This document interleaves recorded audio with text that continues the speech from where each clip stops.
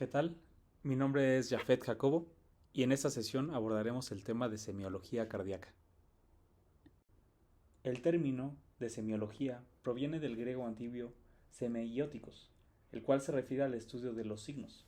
Para la semiología médica, la palabra signos tiene un significado específico y concreto. Son las manifestaciones de enfermedad que pueden ser percibidas por un observador externo. En cuanto a la cardiopatía isquémica, la angina de pecho es el término utilizado para describir la constelación de síntomas que se producen en el corazón causados por afecciones que se dan lugar por un desajuste entre el suministro de las arterias coronarias y la demanda de los tejidos.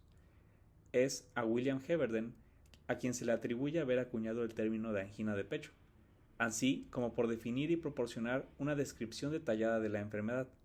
En su texto él refiere que la sensación de estrangulamiento y ansiedad que le son propios no incorrectamente hacen que se le denomine angina de pecho. Aquellos que están afligidos con ella son tomados mientras caminan, con una sensación dolorosa y desagradable en el pecho que parece como si fuera a extinguir la vida y fuera a aumentar o continuar. En el contexto clínico, si el paciente no necesita una intervención inmediata debido a un colapso circulatorio inminente o real o a una insuficiencia respiratoria, debe comenzarse con la evaluación clínica. El malestar generalmente causa una presión torácica subesternal difusa que comienza gradualmente y se irradia a la mandíbula o los brazos y empeora con el esfuerzo.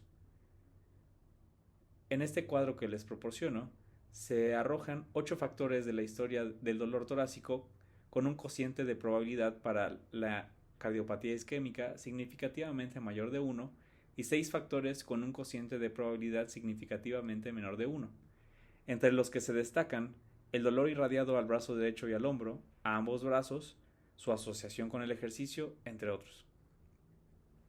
Además de los signos vitales, el examen de los vasos periféricos debe incluir la evaluación de la presencia de soplos o pulsos ausentes que sugieren enfermedad vascular extracardíaca. Dentro de algunos de los signos encontrados se destacan el signo de Beaume, el cual es la presencia de dolor retroesternal irradiado a la región cervical en pacientes con angina de pecho. El signo de Osler, el cual describe la apariencia palpatoria de la arteria radial y temporal en pacientes con aterosclerosis.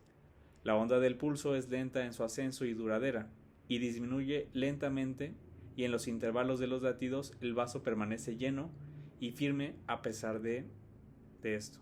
La arteria radial se comprime con el dedo índice y esta, aún estando comprimida, se puede sentir más allá de ese punto. El signo de Hertzl identifica que si la circulación sanguínea de individuos normales está ocluida en las piernas y en uno de los brazos por una compresión neumática en reposo, la presión sistólica en el brazo libre es en promedio 5 milímetros de mercurio más alta. Por el contrario, en los pacientes con enfermedad aterosclerótica, la presión arterial sistólica puede elevarse hasta 60 milímetros de mercurio. Esto siendo resultado de una mayor rigidez de los vasos, lo cual impide la expansión normal de la extremidad sin comprimir. El signo de Levin, o prueba del seno, en la cual el enlentecimiento del corazón por la presión carotidia en un paciente con angina de pecho hace que el dolor desaparezca o disminuya casi instantáneamente. Se masajea el seno carotidio derecho durante unos segundos y si esto no produce un enlentecimiento cardíaco apreciable, se masajea el lado izquierdo. La desaparición o aligeramiento del dolor se produce en segundos. Otro signo de Levin o de opresión subesternal es la mano cerrada sobre el esternón como descripción de la isquemia cardíaca. En el caso de la endocarditis, es a Jean-Baptiste Boulot a quien se le atribuye haber acuñado el término endocarditis para describir la inflamación que afecta a la capa interna del corazón y a las válvulas cardíacas. En el caso de la presentación clínica, un soplo, el cual es audible en el 80% de los pacientes al momento de la presentación, es nuevo en el 50% de los mismos o corresponde a un empeoramiento de un soplo preexistente en el 20% de los casos.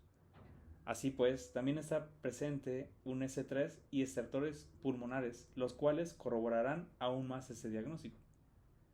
Es importante considerar que existen otros factores característicos que se asocian a una instalación del cuadro clínico, como son la virulencia del organismo infeccioso y la persistencia de la bacteremia, el grado de destrucción del tejido local, la extensión perivalvular de la infección y la embolización séptica a cualquier órgano de la circulación arterial sistémica o a los pulmones.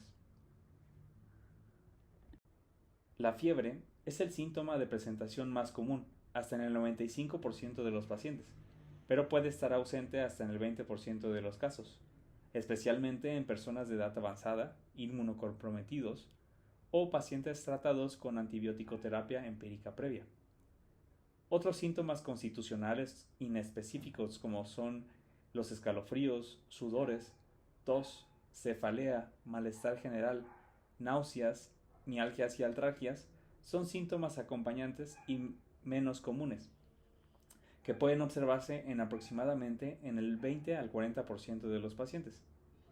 En los casos subagudos más prolongados de endocarditis infecciosa, los síntomas y signos como anorexia, pérdida de peso, debilidad, artralgias y dolor abdominal también pueden ocurrir en el 5 al 30% de los pacientes. Es importante reconocer la disnea porque puede indicar una lesión hemodinámica grave, generalmente insuficiencia valvular izquierda. Los síntomas asociados a la ortopnea y a la disnea paroxística nocturna anuncian la aparición de insuficiencia cardíaca. De modo que el reconocimiento precoz de los síntomas de insuficiencia cardíaca es imperativo, puesto que complican la endocarditis infecciosa. Es incluso una indicación frecuente para la intervención quirúrgica y el predictor más importante para un mal resultado con el tratamiento quirúrgico. La insuficiencia cardíaca complica el curso en aproximadamente el 30 al 50% de los pacientes con endocarditis infecciosa y además aumentan la mortalidad intrahospitalaria en casi el 25%. Dentro de algunos de los signos encontrados en estos pacientes, podemos encontrar el signo de Roth, el cual se refiere a pequeñas manchas blancas y rojas que se localizan típicamente en la evaluación del fondo de ojo, a ambos lados de la papila óptica y la mácula. Roth originalmente pensó que estas manchas blancas eran causadas por focos diseminados de abscesos bacterianos, pero más tarde se reconoció que representaba tapones de fibrina y plaquetas. Otro signo poco específico es el signo de Litten, el cual se cree que son el resultado de la ruptura del capilar de la retina causada por una variedad de afecciones que están relacionadas con el aumento de la presión intravascular, la isquemia o con una mayor fragilidad capilar. Otro signo es el signo de Duclos, el cual se refiere a una sincronía entre la contracción ventricular auscultada y la pulsación radial palpable. Este retraso de la pulsación radial no se acompaña de ningún otro sonido cardíaco o extracardíaco anormal. Se ha sugerido que este disincronismo cardiorradial se debe a un debilitamiento de las fibras miocárdicas inmediatamente subyacentes al endocardio. Haciendo referencia a la insuficiencia aórtica, fue William Cowper quien describió los síntomas y hallazgos patológicos de la enfermedad, que posteriormente sería reconocida como insuficiencia aórtica. Las principales manifestaciones, como la disnea de esfuerzo, la ortornea y la disnea paroxística nocturna, suelen desarrollarse gradualmente. La angina de pecho es prominente en las últimas etapas del curso. La angina nocturna puede ser problemática y a menudo se acompaña de diaforesis, que ocurre cuando la frecuencia cardíaca disminuye y la presión diastólica arterial cae a niveles extremadamente bajos.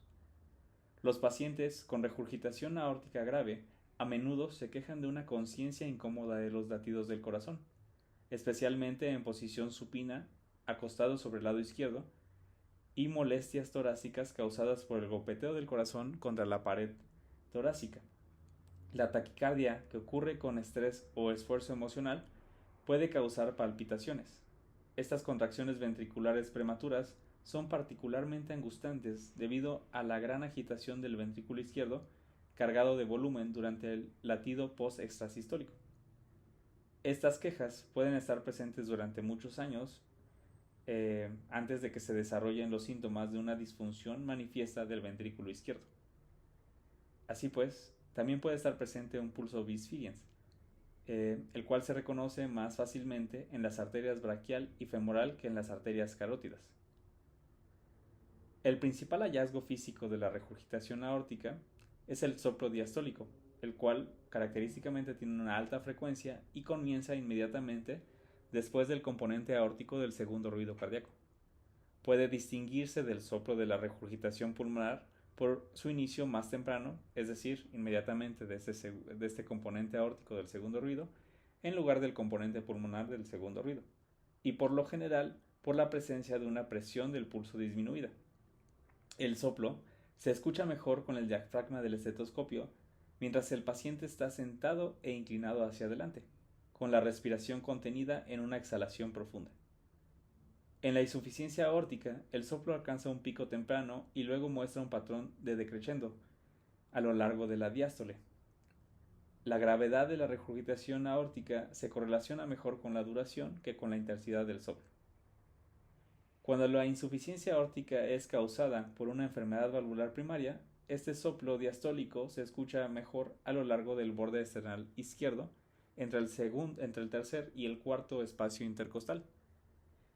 En cambio, cuando es causada por una dilatación de la aorta ascendente, el soplo suele ser más audible a lo largo del borde esternal derecho. Muchos pacientes con regurgitación aórtica crónica tienen un murmullo de salida sistólica severo causado por un aumento del volumen sistólico total del ventrículo izquierdo, que a menudo se irradia a los vasos carotídeos, lo cual se confunde con el soplo característico de la estenosis aórtica. Sin embargo, este es más agudo y áspero que el de la estenosis aórtica. Y a menudo este último va acompañado de un tril sistólico, de modo que la palpación de los pulsos carotídeos ayudará a dilucidar la causa del soplo sistólico y lo diferenciará de la estenosis aórtica. También es frecuente la presencia de un tercer ruido, el cual se correlaciona con el aumento de volumen telediastólico del ventrículo izquierdo. Un soplo de Flynn también puede estar presente, el cual es común en la regurgitación aórtica grave y puede ocurrir en presencia de una válvula mitral normal. Este soplo parece ser creado por una regurgitación aórtica severa que incide sobre la valva anterior de la válvula mitral o sobre la pared libre del ventrículo izquierdo. Algunos de los signos presentes en la insuficiencia aórtica son el signo de Cumming, el cual se refiere a la presencia del pulso completo y vibratorio en pacientes con insuficiencia aórtica. En el signo de Duro-Sietz se presiona el estetoscopio gradualmente sobre la arteria femoral hasta que quede obliterada. Hay un momento en el cual aparecerá un doble sonido de soplo suave. Si el segundo sonido del soplo suave se produce fácilmente, simplemente podemos colocar el estetoscopio sobre la arteria sin presión. A continuación, presione la arteria sucesivamente por encima y por debajo del estetoscopio. La presión por encima produce el primer sonido de soplo suave, mientras que la presión por debajo va a producir un segundo sonido de soplo suave. Esto proporciona una prueba clara de que el segundo sonido de soplo suave es producido por las arterias de la pierna, las cuales hacen que la sangre fluya hacia atrás.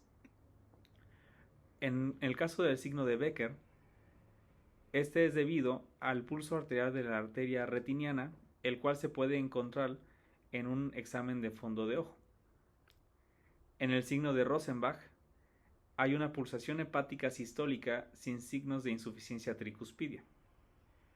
El signo de Minervini, el paciente es examinado en posición sentada, con la cabeza ligeramente vuelta hacia atrás y la boca abierta.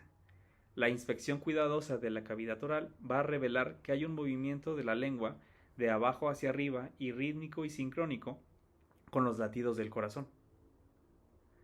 El signo de Mayne, en el cual la presión de la arteria se toma en el brazo elevado. En esta posición, el individuo sano va a presentar una disminución de la presión arterial diastólica de un 10 milímetros de mercurio, mientras que en los pacientes con una insuficiencia aórtica van a presentar disminución de los valores de 15 milímetros de mercurio o más. El signo de Corrigan, en el cual se puede apreciar un pulso de las arterias de la cabeza y de las extremidades superiores, el cual es visible.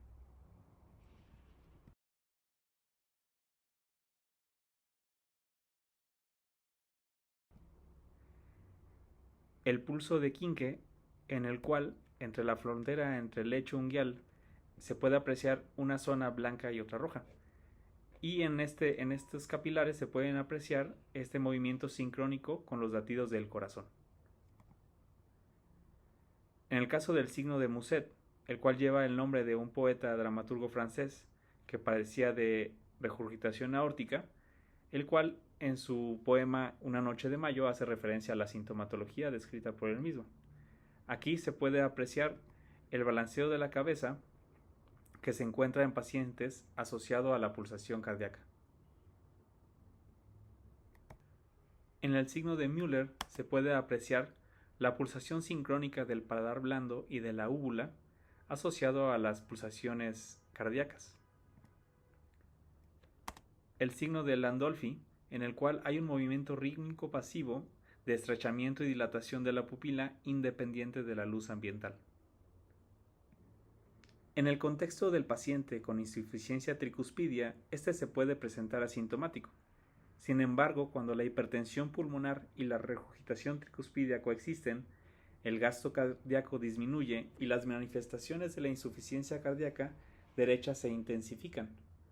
En los pacientes con regurgitación tricuspidia grave, a menudo se presenta evidencia de pérdida de peso, caquexia, cianosis e ictericia en la inspección.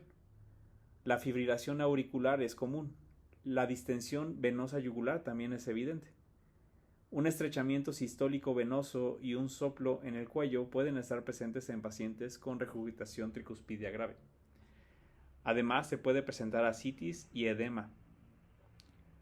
En cuanto a la auscultación, el soplo de la regurgitación tricuspidia leve puede estar ausente o ser muy sutil y de corta duración.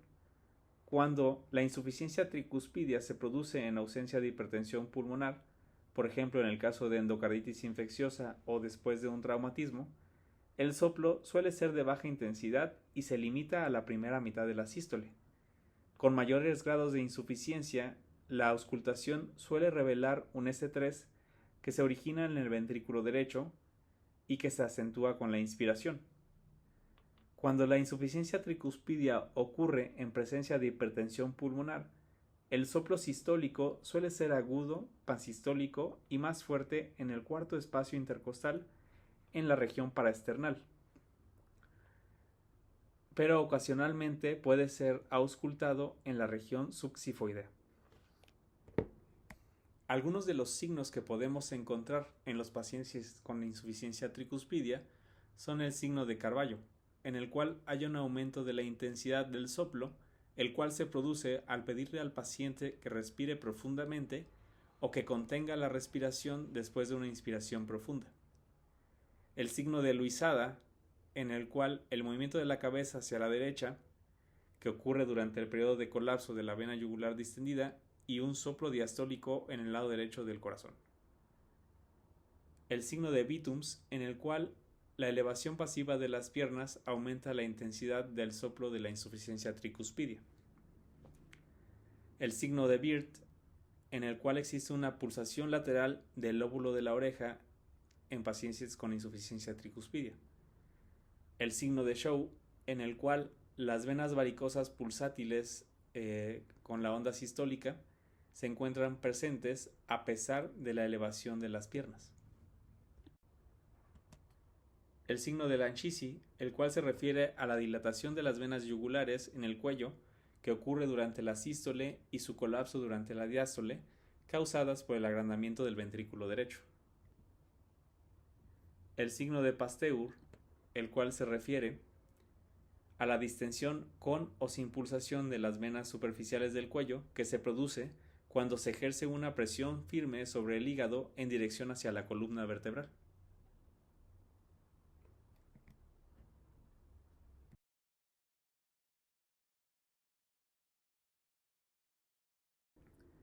En el caso de la insuficiencia mitral, muchos pacientes con insuficiencia grave permanecen completamente asintomáticos, aunque a un interrogatorio minucioso del paciente o de la familia se puede revelar reducciones sutiles de la capacidad funcional, es decir, debilidad crónica o fatiga.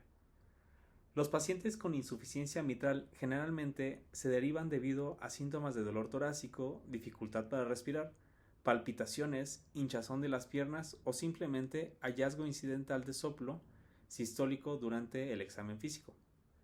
A la auscultación podemos encontrar un S1, el cual se produce por el cierre de la válvula mitral, con una disminución de su intensidad.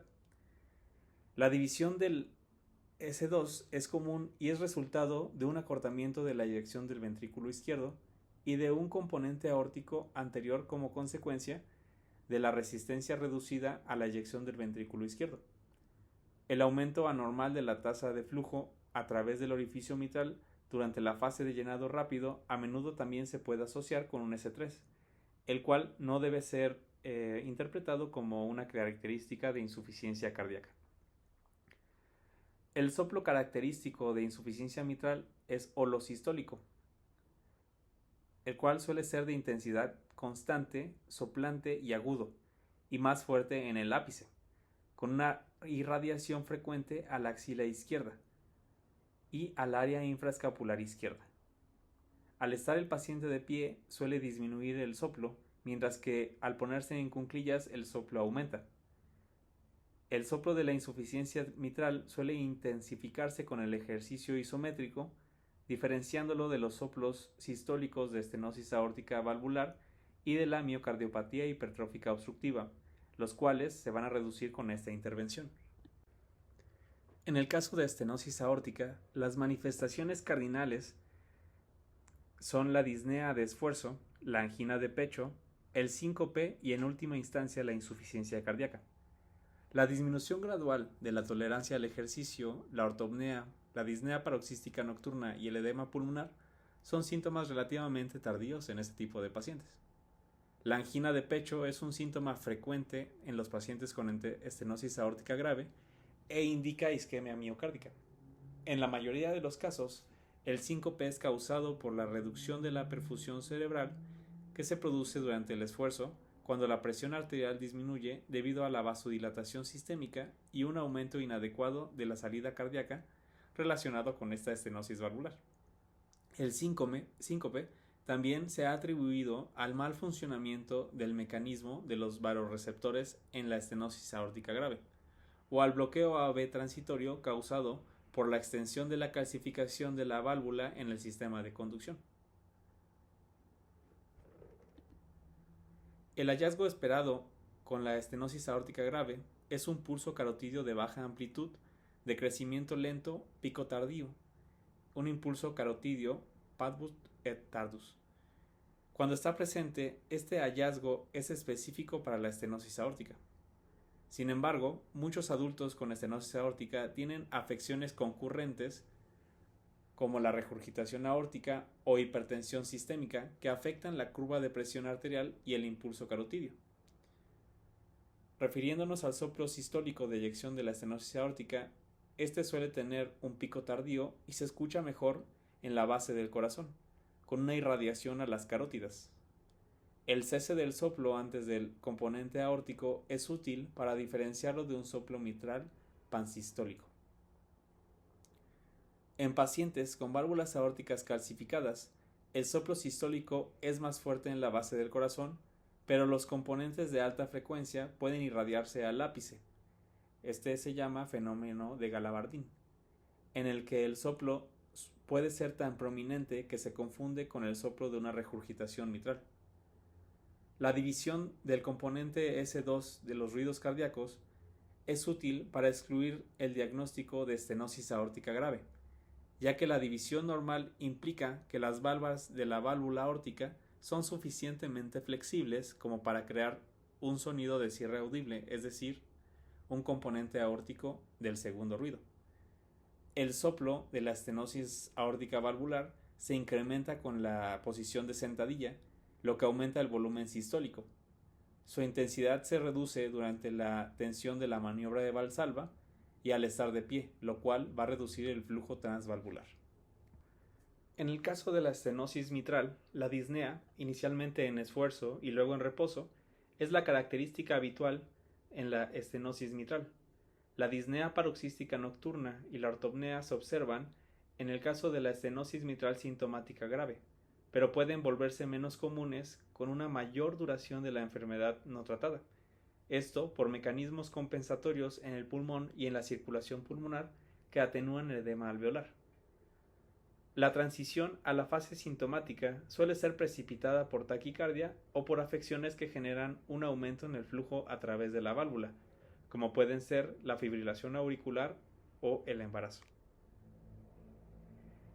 En cuanto a la auscultación, el S1 suele ser ruidoso con una válvula mitral flexible, pero una restricción significativa de las valvas en el caso de fibrosis puede disminuir su intensidad. También suele estar presente un chasquido de apertura y un soplo diastólico medio con aceleración presistólica.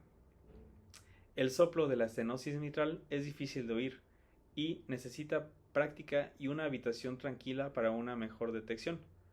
La taquicardia con ejercicio leve puede sacar a relucir los hallazgos. Este se va a escuchar mejor en el ápice con la campana del estetoscopio mientras el paciente está en posición lateral izquierda.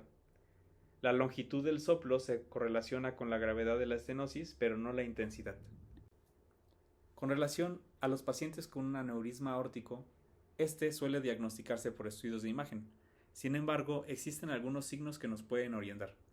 El signo de Hoppen describe un doble latido auscultatorio en la parte superior del tórax. El primer sonido aneurismal coincide con el pulso, es invariablemente más fuerte que el sonido ventricular sano. Y al explorar este sonido aneurismático desde su origen hacia la región del precordio, se puede constatar que disminuye progresivamente hasta que se vuelve totalmente inaudible, o se pierde en el predominio del sonido ventricular. Ahora bien, si el sonido emanara solo del corazón, en lugar de disminuir, aumentaría al aproximarse hacia la región precordial. El signo de Drummond se refiere al suave suspiro interrumpido que se escucha durante la expiración cuando la boca está abierta en pacientes con un aneurisma aórtico. En este caso, se pide al paciente que mientras se encuentra acostado boca arriba, respire lo más silenciosamente posible a través de la boca ampliamente abierta. A continuación, se introduce el estetoscopio vía auricular en la boca para recibir el aire expirado. La expiración parecerá interrumpida a cada latido del corazón. En el signo de Bozzolo se refiere a la pulsación visible de la arteria dentro de la mucosa nasal. El signo de Sanson se refiere a la presencia de un soplo sistólico que se escucha con la cabeza del estetoscopio dentro de la boca cerrada del paciente. El signo de Glasgow se refiere a la presencia de un sonido sistólico o un ruido sordo en la arteria braquial, el cual es sincrónico con la sístole del corazón. Este sonido a veces se acompaña con un soplo arterial. Sams Glasgow explicaba que el signo se encuentra por la acción de sifón que genera el aneurisma aórtico, el cual extrae la sangre de la arteria braquial producida por un flujo de sangre hacia la porción dilatada de la aorta. El signo de Corrigan se refiere a la pulsación visible de las arterias de la extremidad superior en pacientes con un aneurisma de la aorta ascendente o del arco aórtico.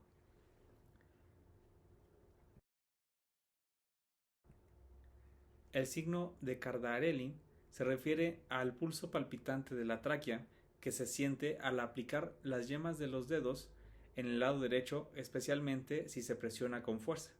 La pulsación es menos evidente cuando se hace la misma observación con presión sobre el lado izquierdo de la tráquea. El signo de Oliver se refiere a la pulsación que se genera cuando se coloca al paciente en posición erecta y dirigiendo la cabeza hacia atrás, con la boca cerrada y elevando la barbilla. En esta posición se presiona el cartílago cricoides hacia arriba con el dedo índice y el pulgar, lo cual va a generar una pulsación asociada a la pulsación cardíaca. Dentro de los hallazgos que podemos encontrar en la pericarditis, en más del 90% de los casos, el principal síntoma de la pericarditis aguda es el dolor torácico, a menudo bastante intenso. Por lo general es retroesternal, pero puede localizarse en la parte superior izquierda del tórax e irradiarse al cuello, los hombros y los brazos. Clásicamente el dolor se irradia a la cresta del trapecio. El dolor pericárdico es pleurítico y empeora al acostarse. Los síntomas asociados incluyen disnea, tos y ocasionalmente hipo. Es común que existan antecedentes que sugieran una enfermedad viral. Los pacientes con pericarditis aguda, no complicada, a menudo se aprecian incómodos y ansiosos, con fiebre baja y taquicardia sinusal. El frotamiento suele ser evanescente y puede requerir una auscultación repetida para su detección. El roce suele ser más fuerte en el borde esternal inferior izquierdo y se escucha mejor con el paciente inclinado hacia adelante. Los signos referentes a la inspección. Entre ellos el signo de Auenbrugger se refiere a un aumento de volumen en la región del precordio y en la región del epigastrio. El signo de Ham-Kreisig se refiere a la elevación del tórax y a la concavidad o depresión de las costillas izquierdas que se produce durante la sístole cardíaca en pacientes con pericarditis adhesiva. El signo de Hope se refiere a la protrusión sistólica de la pared torácica en la región precordial izquierda en pacientes con pericarditis adhesiva. El signo de Williams se refiere a la protrusión sistólica del precordio y al retraimiento del epigastrio en pacientes con presunta pericarditis adhesiva. El signo de Bouillotte se refiere a la presencia de una retracción persistente del precordio causada por una presunta pericarditis adhesiva.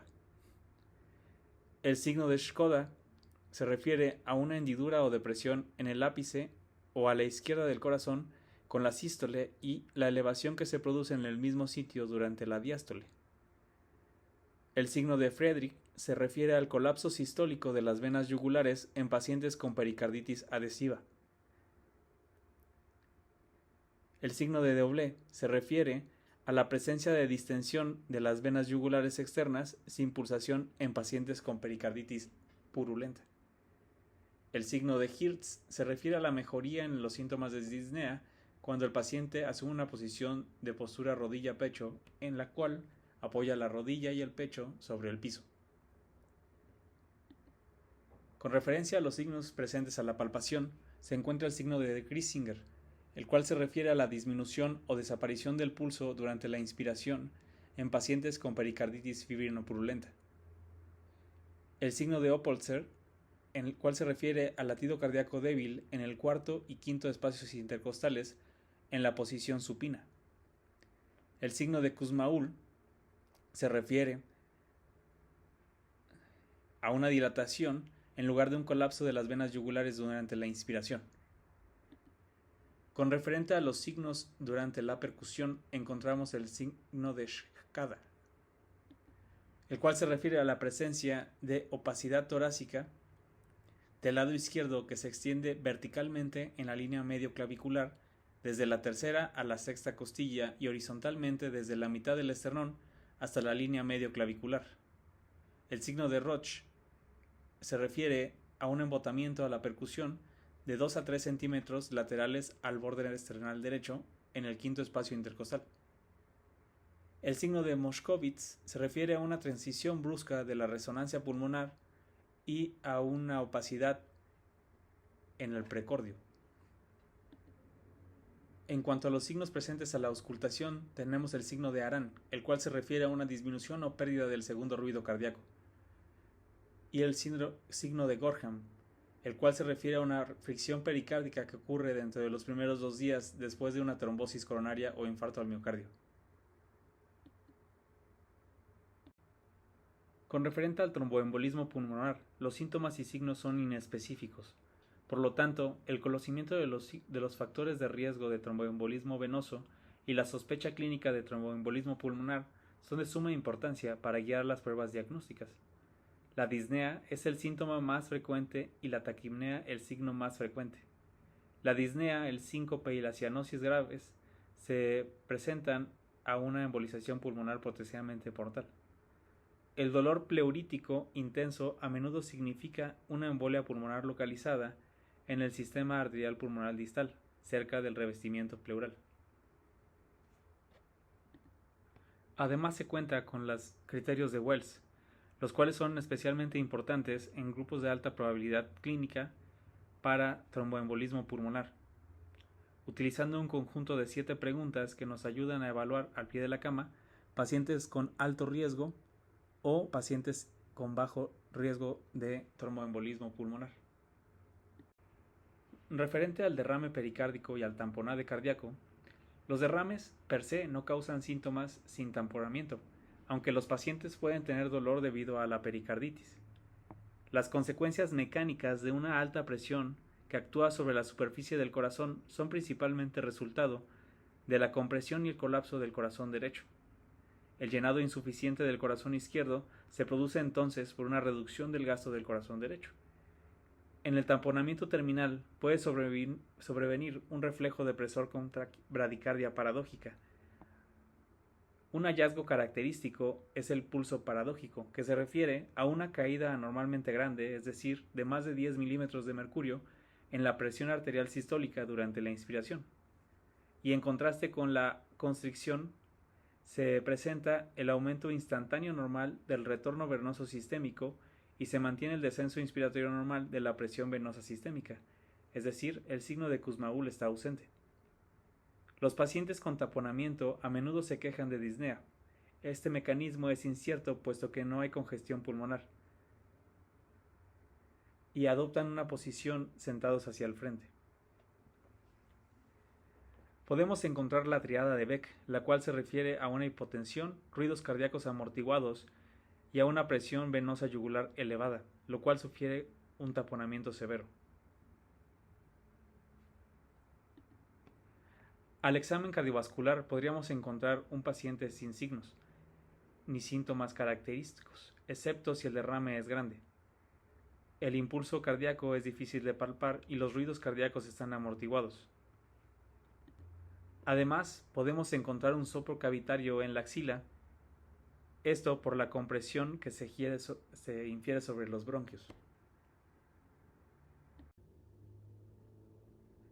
Les agradezco mucho su atención y espero haya sido de su agrado.